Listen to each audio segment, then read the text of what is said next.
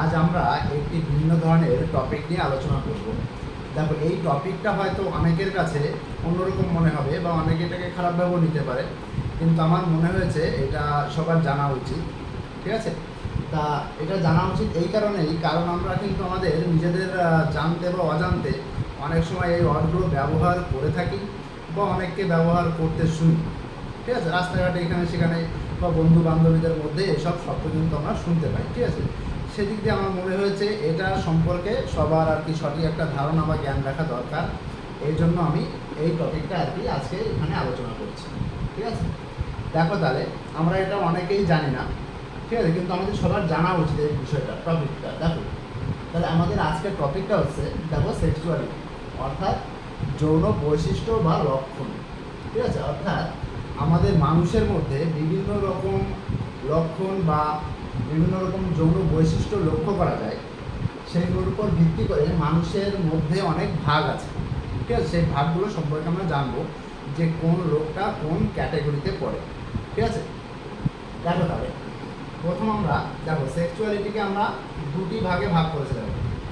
একটা হচ্ছে হোমোসেক্সুয়াল, এইটাকে আর একটা নাম দেওয়া হয়েছে LGBTIQ। ঠিক আছে, আর একটা হচ্ছে দেখো হেটেরোসেক্সুয়াল। ঠিক আছে, অর্থাৎ এটাও একটা কিন্তু ধরো মানুষের বৈশিষ্ট্য, এইটা কিন্তু স্বাভাবিক। ঠিক আছে, দেখো দুটো বৈশিষ্ট্যের মধ্যে হোমোসেক্সুয়াল আর একটা হচ্ছে হেটেরোসেক্সুয়াল, তা এটা হচ্ছে স্বাভাবিক, অর্থাৎ মানে ছেলে মেয়েদের দ্বারা আকৃষ্ট হবে বা মেয়েদের দেখে আকৃষ্ট হবে বা মেয়েরা ছেলেদের দেখে আকৃষ্ট হবে, সেটা হচ্ছে হেটেরোসেক্সুয়াল। ঠিক আছে, এটা হচ্ছে স্বাভাবিক, এই জন্য এটাকে একেবারে সম্পূর্ণ আলাদা করে রাখা হয়েছে। ঠিক আছে, দেখো এটা স্বাভাবিক। ঠিক আছে, কিন্তু এই হোমোসেক্সুয়ালের মধ্যে যতগুলো পড়ে সবগুলোই অস্বাভাবিক। ঠিক আছে, এইগুলোর মধ্যে কোনোটাই স্বাভাবিক না। এই জন্য আমরা যদি কাউকে রাস্তাঘাটে যদি কাউকে বলো যে হোমো, ঠিক আছে, তাহলে কিন্তু সেটা কিন্তু মানে তার কোনটা দেখে বললে যদি সে আর কি সঠিক এই জ্ঞানটা এই সম্পর্কে যদি তার জ্ঞান থাকে তাহলে কিন্তু সে আর কি তোমাকে ধরবে, আর যদি না থাকে তাহলে তো স্বাভাবিকভাবে মেনে নিয়ে যা বললে ওটা দিয়েই চালিয়ে নেবে সে। আচ্ছা দেখো তাহলে হোমোসেক্সুয়ালের মধ্যে যতগুলো পড়বে এগুলো কোনোটাই স্বাভাবিক না। ঠিক আছে, অর্থাৎ এর মধ্যে যতগুলো ভাগ আছে সবগুলোই অস্বাভাবিক। ঠিক আছে, দেখো তাহলে আমরা জেনে নিই। প্রথমে কী আছে দেখো, হোমোসেক্সুয়াল মানে এক নম্বরে হচ্ছে সমকামিতা।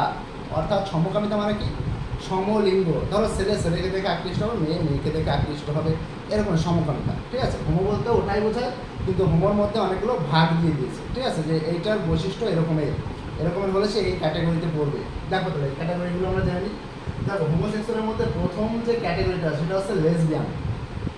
ঠিক আছে, লেসবিয়ান হচ্ছে ফিমেল প্লাস ফিমেল, অর্থাৎ একটা মেয়েকে দেখে যখন আকৃষ্ট হয় তখন সেটাকে বলা হয় হচ্ছে লেসবিয়ান।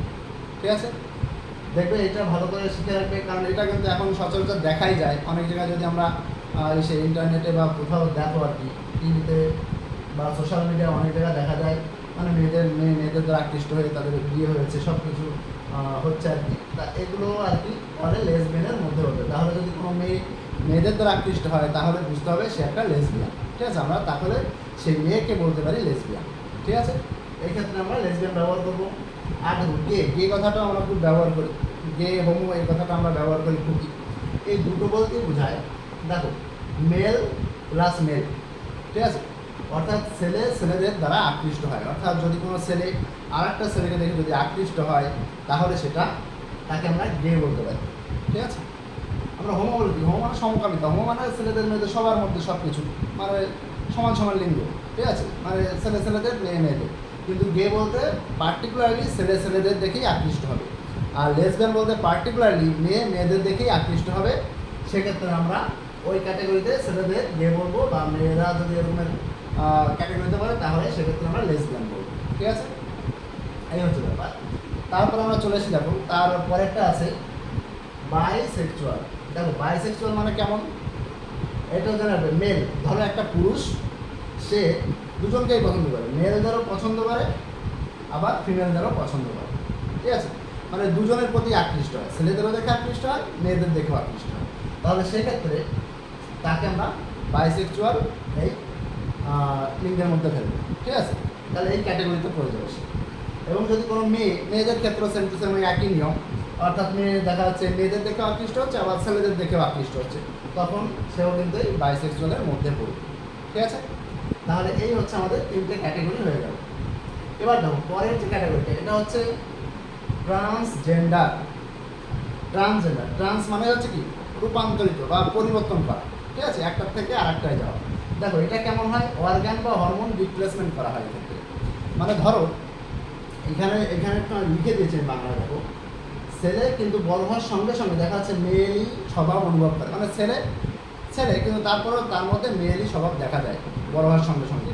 ঠিক আছে, সেক্ষেত্রে সে কিন্তু এই ট্রান্সজেন্ডারের মধ্যে থাকে, মানে দেখা ছেলে সত্ত্বেও সে মেয়ের মতো আচরণ করছে। আবার মেয়েদের ক্ষেত্রেও একই, দেখা যাচ্ছে মেয়ে অথচ ছেলেদের মতো আচরণ করছে, তাহলেও সেক্ষেত্রে আমরা ট্রান্সজেন্ডারই ধরবো, মানে ছেলেদের রূপান্তরিত হয়ে গেছে আচার আচরণ বা ব্যবহারের দিক দিয়ে।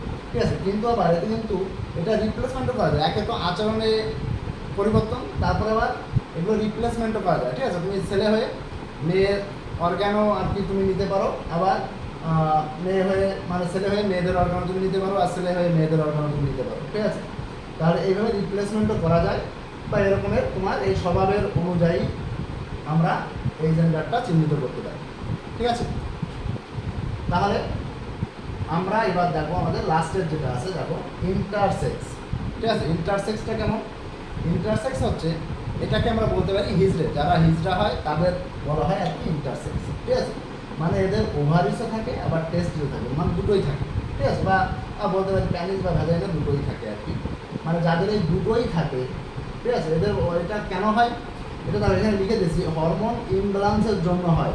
ঠিক আছে, অর্থাৎ তাদের হরমোনের আর কি ডিসব্যালেন্স যেটা, সরি ইমব্যালেন্স যেটা আর কি, ঠিক আছে, তার কারণে আর কি এরকম একটা ঘটে। ঠিক আছে, এটা অটোমেটিক্যালি হয়। ঠিক আছে, অতএব এইটা কিন্তু এই দুটোর বৈশিষ্ট্য থাকলে তখন সে হচ্ছে ইন্টারসেক্সের মধ্যে পড়ে। আর এই সাইডে যতগুলো বলা হলো, অর্থাৎ হোমোসেক্সুয়ালের মধ্যে যতগুলো নিয়ে আমরা আলোচনা করলাম, এই সবগুলোকে এই যে লেখা আছে দেখো এখানে, এই যে উপরে সরি এখানে উপরের সবগুলিকে একত্রে বলা হয় কুইয়ার কমিউনিটি। ঠিক আছে, এই সবগুলোকে একত্রে বলা হয় হচ্ছে কুইয়ার কমিউনিটি। এই জন্য দেখো, এই জন্যই কিন্তু এইখানে আমরা এই হোমোসেক্সুয়াল এইখানে যে প্রথমে যে নামটা লিখেছি দেখো LGBTIQ, এই নামকরণটা কিন্তু এর থেকেই হয়েছে। কারণ হচ্ছে এলে হচ্ছে এই লেসবিয়ান, জিতে হচ্ছে গে, বিতে হচ্ছে বাইসেক্সুয়াল, টিতে হচ্ছে ট্রান্সজেন্ডার, আর দেখো আইতে হচ্ছে ইন্টারসেক্স, আর হচ্ছে ইউতে হচ্ছে এই যে কুইয়ার কমিউনিটি। ঠিক আছে, এর কারণে এই নামটা শর্টকাটে আর কি এরকমের নামকরণটা হয়েছে। তোমরা কিন্তু এরপরে অনেক জায়গায় দেখতে পারো LGBTIQ লেখা থাকবে সংক্ষেপে। ঠিক আছে, অনেক জায়গায়, তাহলে বুঝবে যে এই ব্যাপারটা সম্পর্কে ওখানে বলা আছে বা লেখা আছে। ঠিক আছে, যদি কোথাও তোমরা এরকমের সংক্ষেপে যদি LGBTIQ লেখা দেখো। ঠিক আছে, এই ছিল আমাদের আজকের টপিক। তার মানে আমাদের বুঝতে হবে যে এই সাইডের সবগুলোই হচ্ছে কি অ্যাবনর্মাল, অর্থাৎ এগুলোর কোনো কিছুই কিন্তু নর্মাল না, শুধুমাত্র এই একটাই নর্মাল। ঠিক আছে, এই ছিল আমাদের আজকের ধারণা এটা সম্পর্কে। ঠিক আছে, সবাই তাহলে এটা বুঝে নেবে এবং সবাই এটা জেনে রাখা দরকার। ঠিক আছে, আজকে তাহলে এ পর্যন্তই।